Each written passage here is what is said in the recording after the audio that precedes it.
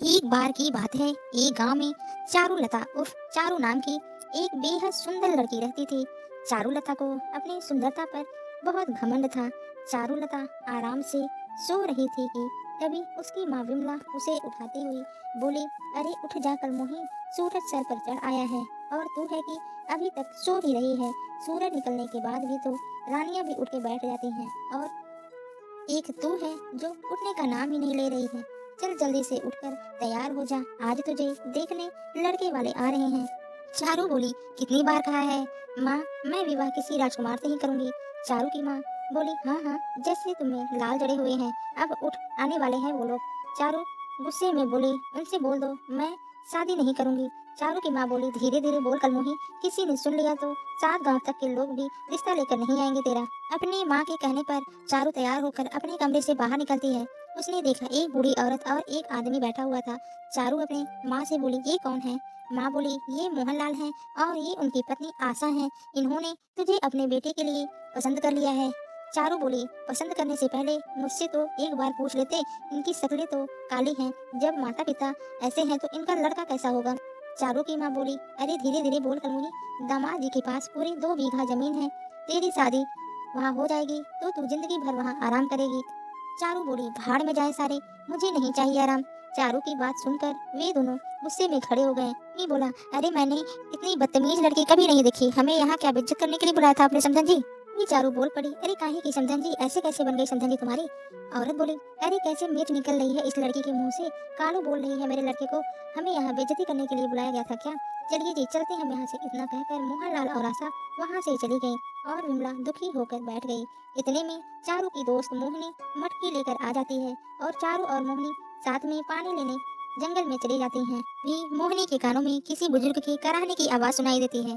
मोहिनी बोली, लगता है कोई बुजुर्ग बेचारा जमीन पर गिर गया है। चारू बोली, अरे तो गिरने दो, मुझे क्या, अब क्या ये राजकुमारी गिरे हुए बुड्ढों को उठाने का काम करेगी क्या?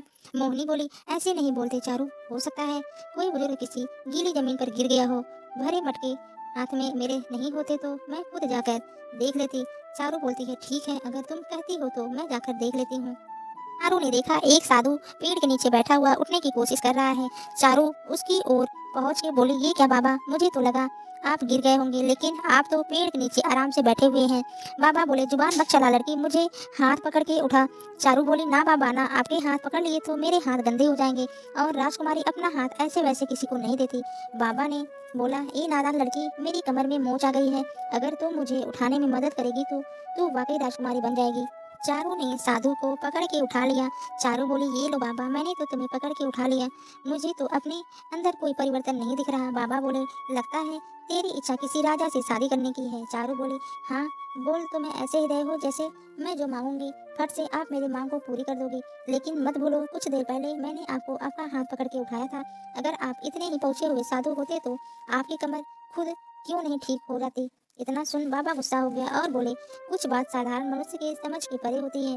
बेवकूफ कन्या, तेरी हंसी ने मुझे क्रोध दिला दिया है, बोल क्या चाहती है तुम? चारू बोली, मैं अपना जीवन रानी की तरह बिताना चाहती हूँ, बोलो क्या तुम मुझे राजकुमारी बना सकते हो और क्या तुम्हारा वरदान काम करेगा या तुम्हारी वरदान भी तुम्हारी कमर की तरह ही है? तभी बाबा बोल पड़े, कुछ समय बाद इस राज्य में स्वयंवर होने वाला है और बहुत देश के राजा और राजकुमारी आने वाले हैं अपने वर की तलाश में। तुम स्वयंवर में चली जाना, तुम्हें देखकर कोई भी उन सारी राजकुमारी की तरफ नहीं देखेगा, अब नहीं पसंद करेगा उन सबको। सब तुम्हें एक ही नज़र में पसंद करेंगे और सबकी नज़र सिर्फ तुम पर ही रहेगी।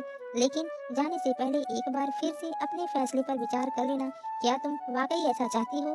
चारू बोली, कितनी बार बताऊं, हाँ, मैं राजा से विवाह करना चाहती हूँ और राजकुमारी की तरह अपना जीवन व्यतीत करना चाहती हूँ। बाबा बोले, राजकुमारियों का जीवन देखने में बहुत सुंदर होता है बेवकूफ कन्या, लेकिन उनके जीवन में कितनी कठिनाइयाँ होती हैं, शायद तुझे इसका अंदाजा नहीं है। जा, मैंने तुझे वरदान दिया, जैसे ही तू स्वयंवर में जाएगी सब राजा तुझसे ही विवाह करना चाहेंगे। इतना कहकर साधु वहां से चला गया। चारू हंसते हुए मोहिनी के पास आ गई। मोहिनी बोली, क्या हुआ चारू, तू हंस क्यों रही है? चारू ने हंसते हुए मोहिनी को सारी बात बता दी। मोहिनी बोली, ये मजाक का विषय नहीं है चारू, हो सकता है वो कोई पहुंचा हुआ साधु हो, उसने तुझे वरदान दिया है। चारू बोली, पागल हो क्या, उस साधु के कमर में मोच थी, वो उठ के खड़ा भी नहीं हो सकता था, भला वो अपनी कमर का मोच दर्द ठीक नहीं कर सकता, उसके दिए वरदान का क्या भरोसा, जरूर वो कोई पाखंडी साधु या बेवकूफ होगा। मोहिनी बोली, हो सकता है वो साधु सही बोल रहा हो और तू तो अपना सपना देखती ही रहती है, क्या पता तेरा सपना सच हो जाए। चारू बोली, मोहिनी ये तो तभी पता चलेगा ना जब सीधा स्वयंवर होगा। वैसे भी अभी स्वयंवर का दूर दूर तक कोई ऐसी सूचना नहीं है कि अपने राज्य में ऐसा कुछ हो रहा है। वे दोनों वहां से चले जाते हैं। कुछ ही महीनों बाद राजमहल में स्वयंवर का ऐलान हो गया। स्वयंवर के बारे में सुनकर मोहिनी खुश होती हुई चारू के पास आई। मोहिनी बोली, अरे चारू, तुमने कुछ सुना? अपने राज्य में बहुत बड़ा स्वयंवर होने वाला है। अलग अलग देशों के 4 राजा उस स्वयंवर में भाग लेंगे और अलग अलग देशों की बहुत सी राजकुमारियां भी उस स्वयंवर में भाग लेंगी। जिस राजकुमारी को जो राजा चुनेगा उस राजा की पत्नी बन जाएगी। इसका मतलब वो साधु सही बोल रहा था। चारू बोली, मैं भी बहुत देर से इस बारे में ही सोच रही हूँ, लेकिन मेरे मन में बात समझ नहीं आ रहा। क्या हमें महल में घुसने दिया जाएगा? मोहिनी बोली, अरे कोशिश करने में क्या जाता है। वे दोनों राजमहल की ओर निकल पड़ते हैं। अब देखना ये है कि क्या चारू को महल में घुसने दिया जाएगा कि बाहर से ही भगा दिया जाएगा। जैसा कि आपने पहले एपिसोड में देखा कि मोहिनी और चारू शादी करने के लिए राजमहल पहुंची, तभी सैनिक ने उन्हें रोक कर कहा, तुम अंदर नहीं जा सकती, वहां आम नागरिकों का जाना मना है। इतना कहकर जैसे ही उस सैनिक का निगाह चारू पर पड़ी, पता नहीं उसे क्या हुआ और वो बोला, अरे तुम तो वाकई बहुत सुंदर स्त्री हो, लगता है कहीं की राजकुमारी हो जो अब रूप बदलकर राज घूमने के लिए निकली हो। जाओ अंदर जाओ, इससे पहले कि किसी पर तुम्हारी नजर पड़े। और तुम्हारे साथ कौन है? उस सैनिक की बात पर चारू मुस्कुराती हुई बोली, ये मेरी दासी है मोहिनी, ये हमेशा मेरे साथ ही रहती है। अब जल्दी से मेरा रास्ता छोड़ो और मुझे अंदर जाने दो। सैनिक ने तुरंत उसे अंदर जाने की इजाजत दे दी। मोहिनी को चारू की ये बात बिल्कुल भी पसंद नहीं आई। मोहिनी आहिस्ता से बोली, ये क्या चारू, तेरे तो अचानक तेवर ही बदल गए। उस सैनिक ने तुझे गलती से राजकुमारी क्या समझ लिया? तूने तो मुझे अपनी दासी ही बना लिया। चारू बोली, अरे छोड़ना, क्या फर्क पड़ता है। अंदर के बहुत बड़ा स्वयंवर चल रहा था। उस स्वयंवर में राजा वीर सिंह, रतन सिंह, धीर सिंह, विजेंद्र सिंह सिंहासन पर बैठे हुए थे और सामने बैठी रानियों को प्यार भरी नजरों से देख रहे थे। तभी वहां चारू और मोहिनी आ गई। जैसे उन चारों राजाओं की नजर चारू पर पड़ी, वे चारों के चारों राजा चारू को देखकर मोहित हो गए। सबने कहा, मुझे मेरी राजकुमारी मिल गई। तभी एक राजा बोला, ये सुंदरी कौन है? कौन हो तुम? क्या नाम है तुम्हारा? चारू बोली, मेरा नाम चारुलता है।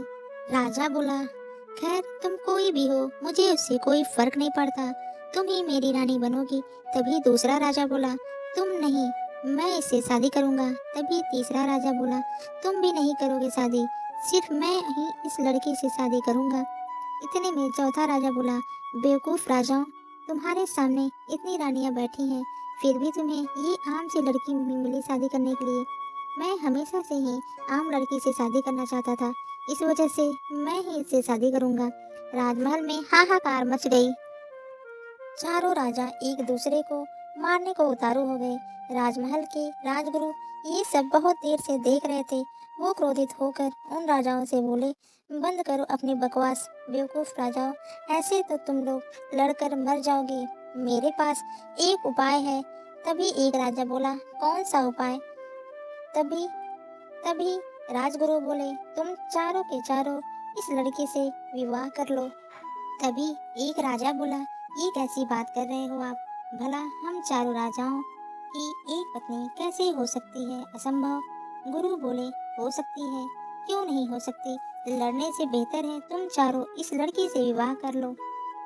तभी एक राजा बोला, अगर हम चारों इससे विवाह कर लेंगे तो फिर तो मुश्किल हो जाएगी। हम चारों अलग अलग राज्य के हैं, ये रहेगी किसके साथ?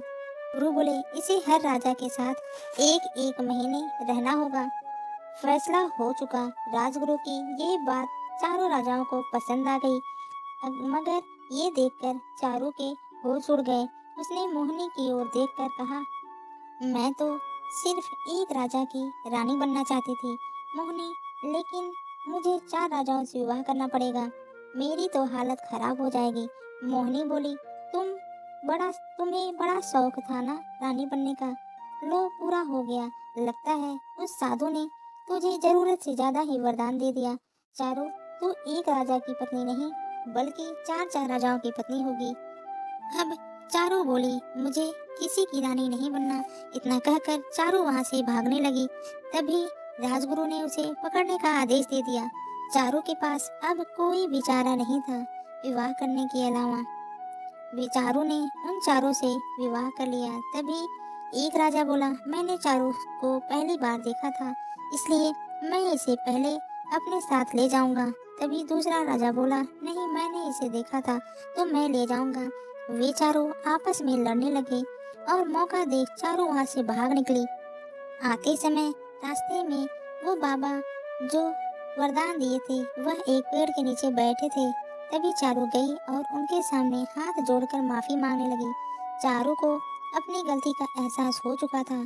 चारू बोली, मुझे क्षमा कर दीजिए बाबा, मेरे सर से रानी बनने का भूत उतर चुका है, अब रानी नहीं बनना चाहती। बाबा बोले, जाओ अपने घर जाओ, उस महल में कौन सुंदर कन्या आई थी ये एक रहस्य ही रहेगा, राजमहल के लोग कभी नहीं जान पाएंगे। इतना कहकर साधु वहां से चला गया और चारू भी चुपचाप से अपने घर चली गई।